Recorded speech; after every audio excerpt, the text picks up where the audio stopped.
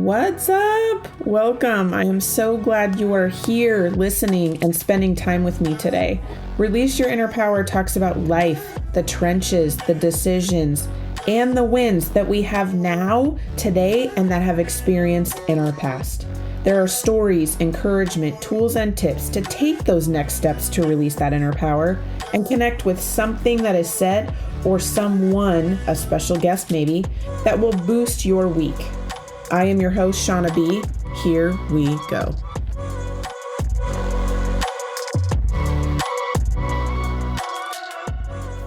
Our next guest is coming to us all the way from Southwest England. Her name is Nicky. She is a mom of two. She's a conservationist, plants woman, and gardener, published writer, and award-winning photographer. She has done much of her career working in international biodiversity conservation and supporting incredible people around the world to conserve and restore nature around them. She is also a co-founder of Lights on Gardens. It's an online community for families looking to nurture a relationship with their garden that can help to grow both their inner and outer worlds in ways that enhance their well-being and support the planet. Let's come and chat with Nicky. Welcome back to Release Your Inner Power podcast. We have a great guest today. Her name is Nicky. Welcome, Nicky, to the show. Thank you so much. It's so good to be here. I'm excited. I'm excited about this conversation. Tell us a little bit about where you are right now in the world and who you are. Just give us a little rundown of who Nicky is. Sure. So I'm based in the southwest of England, in Devon, in the middle of the countryside. And yeah, I've spent most of my life working in conservation, nature conservation, biodiversity, and I'm a photographer and a writer and a gardener. And those are big passions of mine and have been actually since I was really young. I've always felt a really deep connection with the natural world and have gardened. I think I created my first garden when I was about 10, in the little corner in my mum and dad's garden, and have been taking pictures and writing about the natural world in different ways, in different forms, since I was small. And yeah, it's kind of carried through my life and shows up in different ways through everything I've done, really. And yeah, so now my focus is, as a mum of two, I am very focused on conservation and the nature that's close to home. I've worked internationally in different parts of the world with amazing people, incredible, passionate individuals dedicated to coexisting and conserving and restoring nature around them. And now I have this great gift, really, of doing that here where we live and with my children and with my family, and creating a space where nature can thrive and we as a family thrive. And it's a really beautiful process, a really enriching process that I love. And sharing that with others and supporting other families to do that for themselves. Yeah. I love that. I love that. I like how you said, when it's at home and nurturing, home and the nature around you, I love that, doing it together. That sounds wonderful, actually. So I know that It's we've a had, really I know that we've had conversations before about your journey into your momhood and um how you said that one of your struggles was that you had lost yourself along the way and how you have been working through it to get back to remembering who you are, getting back to you. You want to share your story about that? Yeah, sure. So I think because I've always been very driven by what's in my heart, by my passion for nature conservation. I've always had that purpose within me. And I think this process of losing myself, losing who I was and that connection with who I was actually started before motherhood. And I mean, I'd always say, I live for what I do. I love what I do. And that was everything. It was everything I was, or at least I felt, And so as I transitioned into motherhood, which is this just huge transformation that no one can ever prepare you for, and that I think culturally we don't support and prepare mothers for in the way that it could be, in the way that it used to be, in community and with a big support network and a real recognition of that transition. Um, and I think that my purpose shifted, so still very committed to conservation, but obviously as a mother, then this just enormous love and commitment to my child. And yet through that process, I definitely found that I was continuing to lose sight of who I was. I was this professional, I was a mother, I was a daughter and a wife and a sister. But when I looked at who I was, there was this big void, and I just couldn't see. I got to a point where I just couldn't see who I was anymore.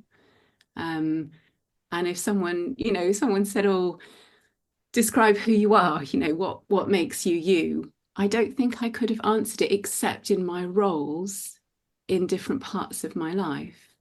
Um, and I and that was quite a big and quite a scary revelation, that process of sort of working out that, oh gosh, I don't actually know, don't feel I know who I am anymore.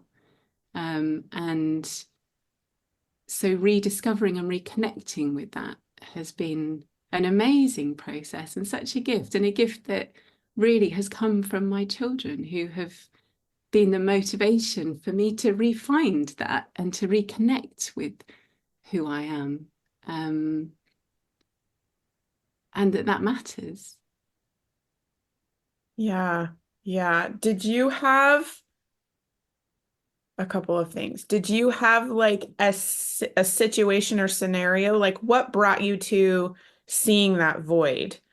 What was there something that happened, or were you just, did someone ask you a question, or did you just take the time to check in and then you were like, whoa, I don't actually know anymore? Like, was it a process that snuck up on you, or did you start seeing it and you're like, okay, but as moms, we get busy and taking care of others and just forget to tend to self at times. And did it just become a habit, or was there like a big situation that brought you to that realization?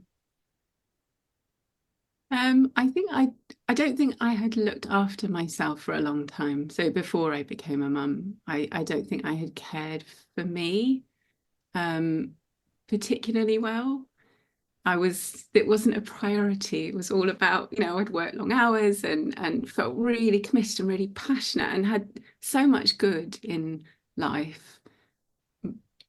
And I neglected taking care of myself, my whole self, my body and my mind and so I think it was a gradual process of just no longer being connected with me, being very connected with my work, absolutely committed as a mum, um, and not really giving myself a second thought. And so I hit pretty low.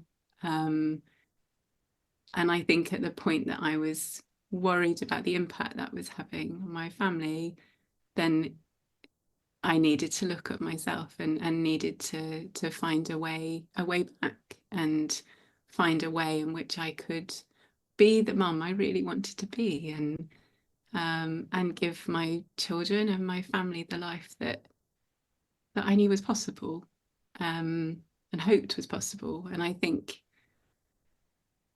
recognizing that what we want for our children, if we can't role model that in ourselves, if I can't role model looking after myself and caring about myself, how can I expect my children to grow up knowing that they really matter and that they absolutely deserve care and love and all these things that we have to be able to give ourselves first? And I wasn't very good at that. for myself, could give it for others, but not very good at doing that for myself. And I think, yeah, you'd never have a vision for your family and say, do you a vision for your children that is, well, lose yourself, don't have your identity, Right. just go and do for everybody else. I mean, you wouldn't, would you? No, it's not something that you'd hold there for anybody else. And yet for ourselves, it's something that we seem to, or certainly I had just completely accepted that's just the way it was. I don't think I was even consciously aware of that process. So becoming more aware and becoming more conscious of, what I was thinking and what I believed about myself and the ways in which that was influencing how I felt and how I was connecting with in different parts of my life. Yeah, I think it took getting pretty low to be able to say, right, enough now. I need to know if there's another way. And if there's another way, I'm going to grab it and I'm going to do what it takes to turn that around. I really love that. I really love that. It's the whole process of just how you're speaking it just sounds so wonderful. Just the way you speak it and the way you talk about it just sounds so wonderful. That you said that you had this moment of being pretty low to where you're like, this is not what I want anymore. This is not how I want to feel and be, and just, having this whole family dynamic doesn't feel right anymore. And, you having the awareness and deciding for yourself that you want something different, but then paying attention, like you said, like how awesome for your first steps to pay attention to how you were thinking and what do you want different and what do you want it to look like, and then starting just to take the steps in that direction. And I'm sure because it's so easy as a mom to fall back into, you know, um, sacrificing self for the people that we just love so much. It probably took you a few times and some practice to just like get through that first part, in order to find who you were. So after like the awareness and your thoughts and working through that, how, like, what was your next venture, if you will, in finding yourself, like after doing that? And one thing I do want to say is I love that you said modeling it for your children. I think that is huge. And I love that you said that, because that is definitely they're going to see you before they hear you. And so I love how you saying you need to model for them. If you want them to do it, you need to model it for yourself. And that was another way that you recognized. So sorry, back to the question. What was your next venture, if you will, after you started paying attention to your thoughts and what you were and that you wanted this change and you started moving in that direction, if you will? What else did you do to help get back to you? I mean, I think before that even, I think a big step for me has been reaching out for support and Hmm. for mentoring and to recognize that actually I don't have to do this alone. And actually I would really benefit from having somebody that can see things I can't see because I've lived in me with me and I, have all of the, your kind of inner chat, and the way in which we think that we're not even aware of, to be able to have somebody that I could trust and could support me, as I started to better understand and better understand who I am and who we are as human beings and how we function and lots of things that honestly I wish were taught in school. They really need to be taught in school to children who are so much more connected with this than we are as adults. Oh You yeah. know, my youngest is so much more in tune, in fact, both my children, so much more in tune with who they are, what they're brilliant at, what they love, what really switches their lights on, how they feel, and what those emotions do to their bodies and things. And it's, I think, as an adult, depending on your own journey and your own path with things, I had blocked a lot of that out, over a long period of time, and yeah, I mean, my children have taught me so much. And I think both through having guidance from an amazing mentor, and a community of other mums who are each going through our own challenges, as individuals and as families, and having that support and recognizing that that was a great thing. It's not a weakness. It's such a great thing to be able to have support in that way, as well as through friends and family, but somebody that's sort of separate to that. Um, and and I think really tuning into my children who put the mirror up and say, "Come on, mum, you need to look at this now. This is your next area to grow," you Mm. know, and this thing about role modeling, I think it works both ways. When things don't feel quite right at home, there's some tension or some arguing, or so often it comes back to the energy that I am radiating, that I am sharing. And, maybe I'm nervous about something, or I'm a bit agitated, or all the normal human emotions that we experience. But they radiate out from me and are felt by those around me. And I can see it in the way that, um, yeah, in the way that the dynamics change, or someone responds, or it just becomes so visible. And it's such an amazing signal, I think, when you're tuning into it, um, to be able to pick up and go, oh, yes, okay, there's something I need to look at and really reflect on in myself. Um, and work through if I need to, and step forward. And um, it's been a long journey. I'm not going to suggest it happened overnight. I mean, this has been a few years. So I think there's lots of things that you can do that are simple, but they're not easy. And it takes commitment and courage, and to keep coming back and recommitting, and to step through fear and anxiety, and whatever else might come up, and shame and guilt and all sorts of things, to to really be able to step into that, and continue to do the work to grow. But what's been amazing is that I think by really rediscovering who I am, and it's not that I was ever not there, I just couldn't see it, Mhm. just couldn't see it, and reconnecting with my passions and the things that I love, and my connection with nature. Um, it's been life changing, and it just brings wonder and joy and hope, I think, and a lot of healing into every day, which is just such a wonderful thing. Oh yeah. I love that you said, your children hold a mirror for you, and that, as a mom, sometimes we have to kind of like step aside and really pay attention to what they're trying to show us, because like you said, they're freer, they have less limitation, they have more imagination, they know who they are, they're connected to themselves more.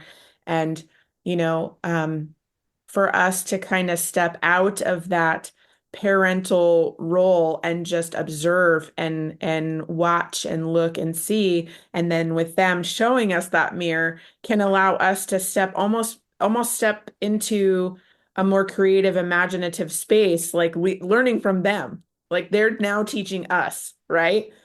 But to be okay with that, and to roll with that. They have so much goodness to remind us. I mean, we were there once, we were little once. And as we went through the process, we're limiting and kind of closing our world down more and more and more by, like you said, depending on your journey. Um, and I love that you said, that about your kiddos holding up a mirror, because I think that's a very good reminder for us, as moms, to just be curious about it. Just be open to watching and seeing, and that can truly help you see also your own self. It can help you bring back to your own self and open up, your imagination, and open up and not be so limited. So thank you for sharing that. I love that. That is wonderful. Your process through this is so amazing, because like you said, it's hard and there's growth there and there's, things that you have to do with all the emotions, the guilt and the fear and the all of that, and the happiness that comes with and joy with the transitions and the things that happen and then looking back and being like, oh man, I can see and like just the excitement of doing it also, right?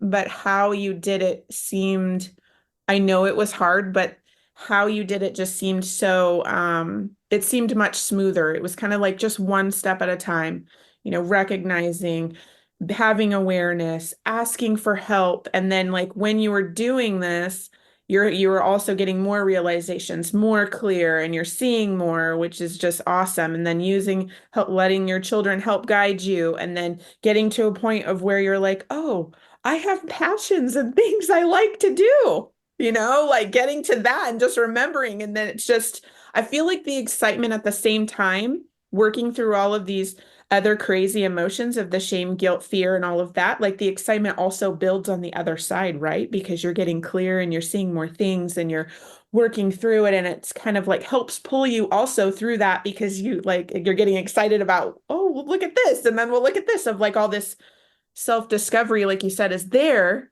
but you just couldn't see it. Right? I love your story. It's so great. I love it. Um, So true, because I think, I think the more of the emotions that we subjectively decide are not the good ones, which is obviously not, they are just emotions. They are energy in motion in us. Mhm. Um, but the judgments that we place on those, and the more we block out the ones we don't want to feel, because they don't feel great. Shame is such an uncomfortable emotion as an adult, as a child, it doesn't matter.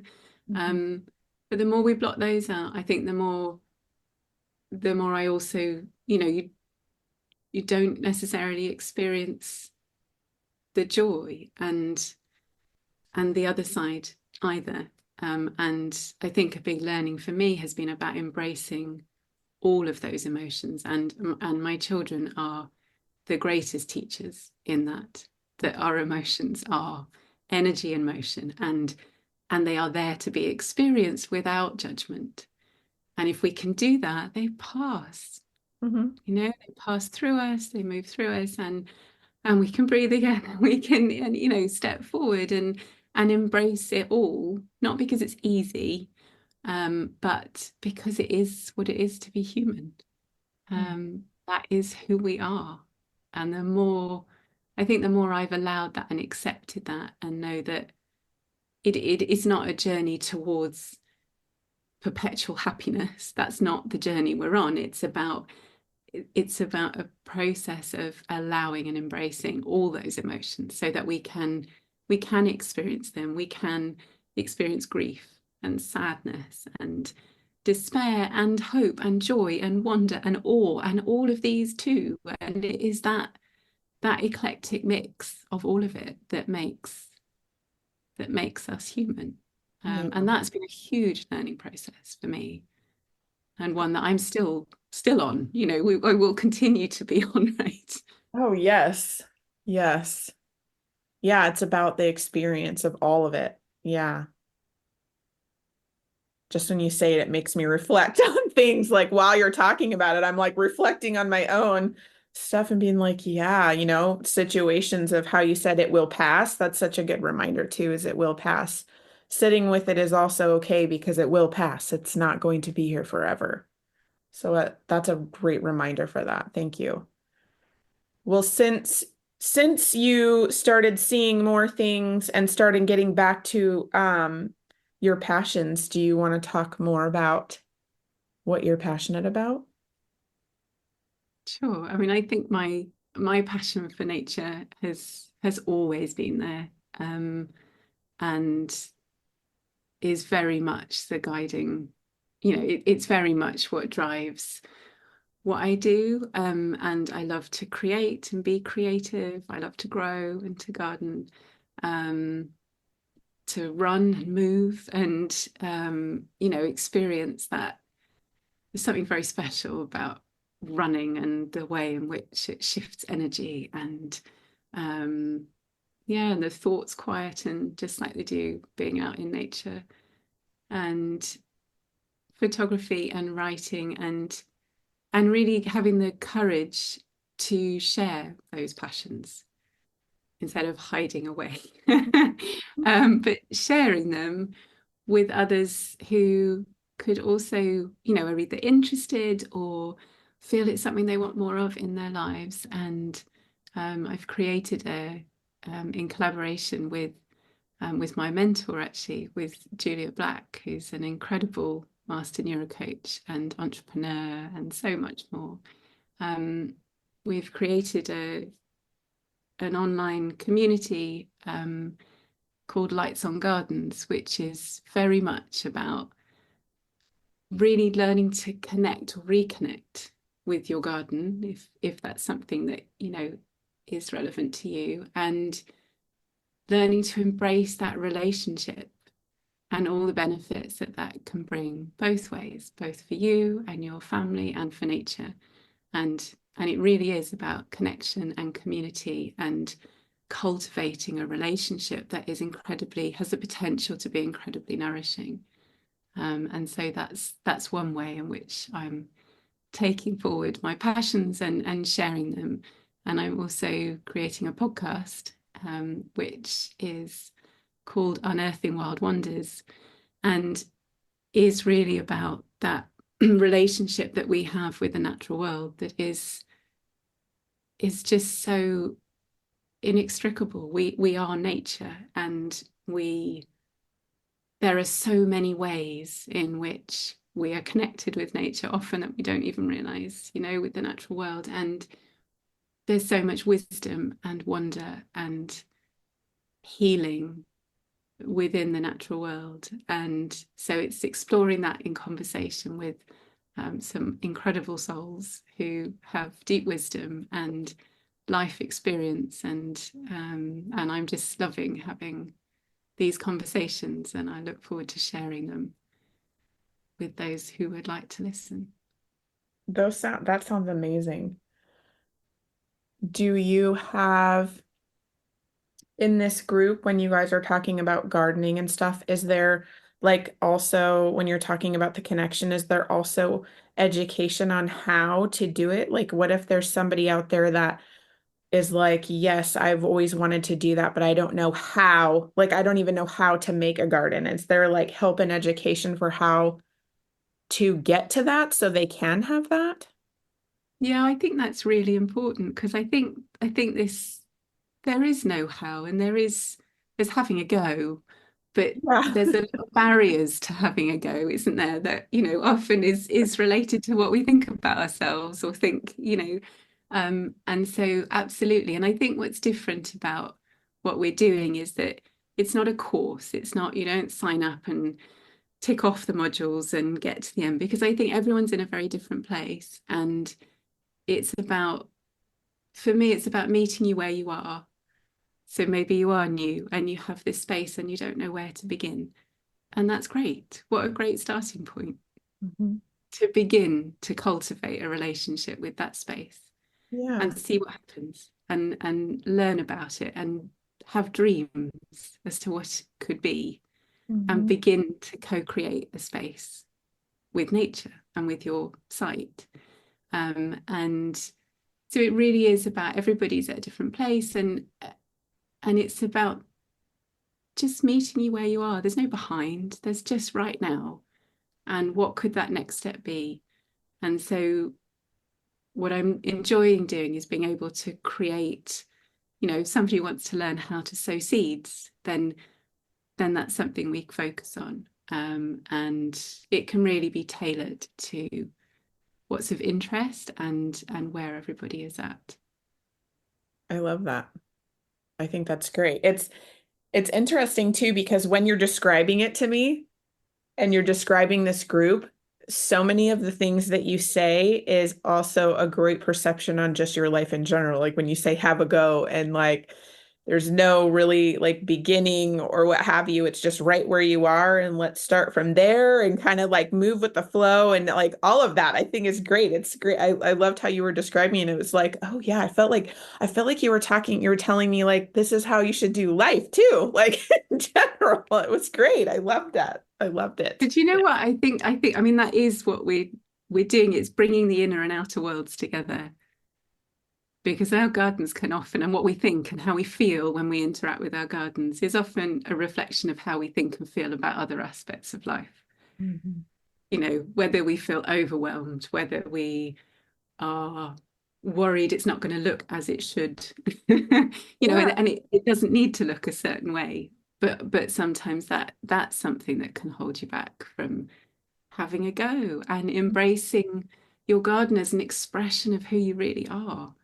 You know, if you love bold colours and lots of sort of flamboyant flowers, go for it. Then that's your garden. And it can change and it can evolve. And what I love bringing into it is the ways in which we can garden in tune with nature. So really understanding and being thoughtful about the place and the other beings that coexist alongside us, and that we can garden for us and with and for nature.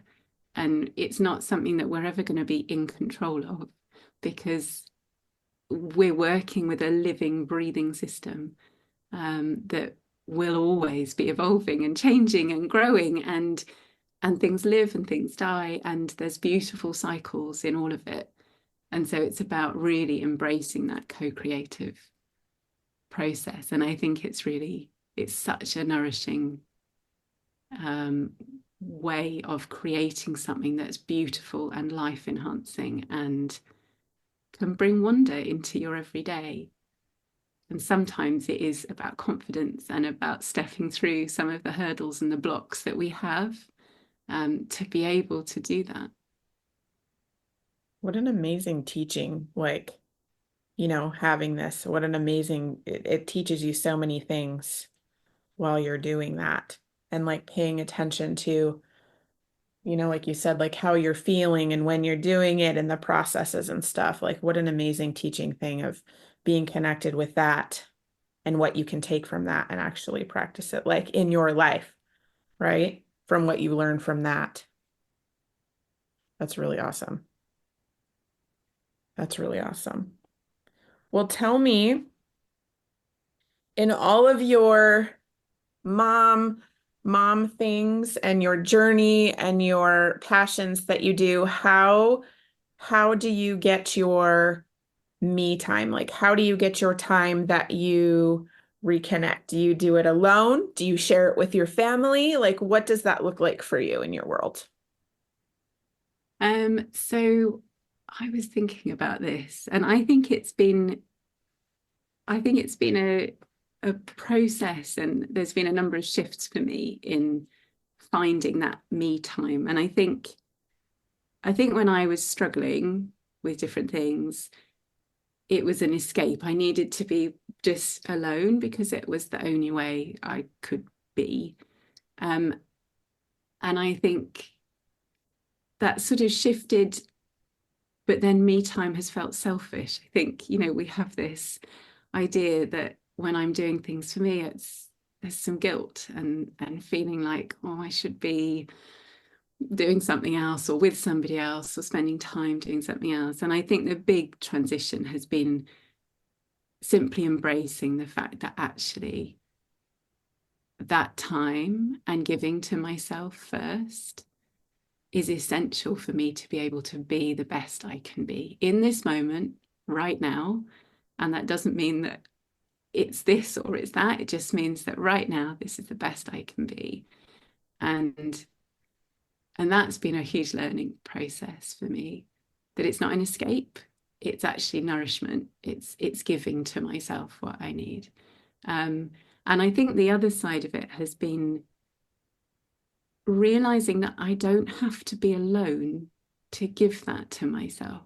Yeah, that's been huge. Mhm. That actually by creating a culture in our home where everyone can pursue their passions, where me giving myself permission to be me gives everybody else more permission to be who they are and to follow their passions and what they want to do, and to thrive in that way, so that we can be together and be giving ourselves the things that light us up.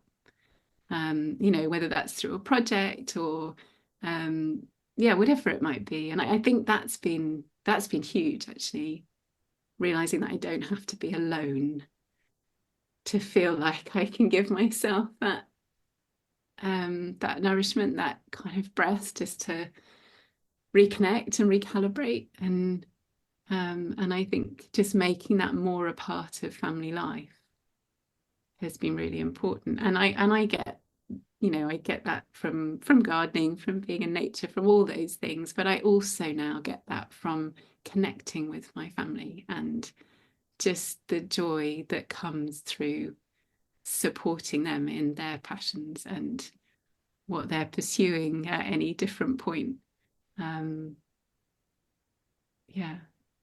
I love all of that. Oh, it's so good. So good. All the things you're saying are so good. I just love it. Thank you for saying all the things. I love to ask my guests while they're on the show with me is, moms, and all of the hats we wear, and all of, the things that we do. We have many traits and characteristics that make us who we are. And so I always like to share if you would reveal one of your superpowers with us today. Now, given our conversation, this probably won't come as a huge surprise for them. Okay. I think that my superpower, certainly in my life, has been this connection with nature. It's something that's brought me back to, reconnecting with life and enjoying life in a way, and it's given me a sense of belonging and connection and freedom that I found very difficult for a long time to give to myself. And that connection with nature is what fuels me. It's what, my whole business and what I love. It all centers around that. So I think for me, and it's not mine alone because it's a relationship, but it is that deep sense of connection with something that is so much greater than any one of us. With the natural world, and that is a superpower. That's something incredibly special. So however you feel that, I think it's something that really can fuel, certainly fuels me in my life. I love that. Thank you for sharing. Thank you for sharing your superpower. Thank you for sharing all of these wonderful gems that you gave us. I love this conversation. It was so good. Thank you for sharing everything in your story. And I'm so happy to have had you today on the show. Oh, thank you so much for having me. It's been a real pleasure.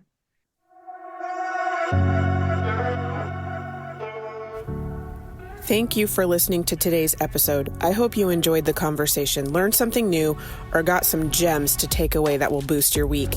I release a new episode each week, so make sure to click that follow button to not miss what is coming next. If you love the show or want to share a story, send me a quick message. I love hearing from listeners. If you know someone who needs this episode in their life, go ahead and share it with them. I'm sure they would love you for it. If you are looking to connect more, check out the show notes for all the social links, my website. I would love to hear how this episode helped you and what you loved about it. If there's a topic you want to hear about, send that too. All right, ladies, now is the time to release your inner power.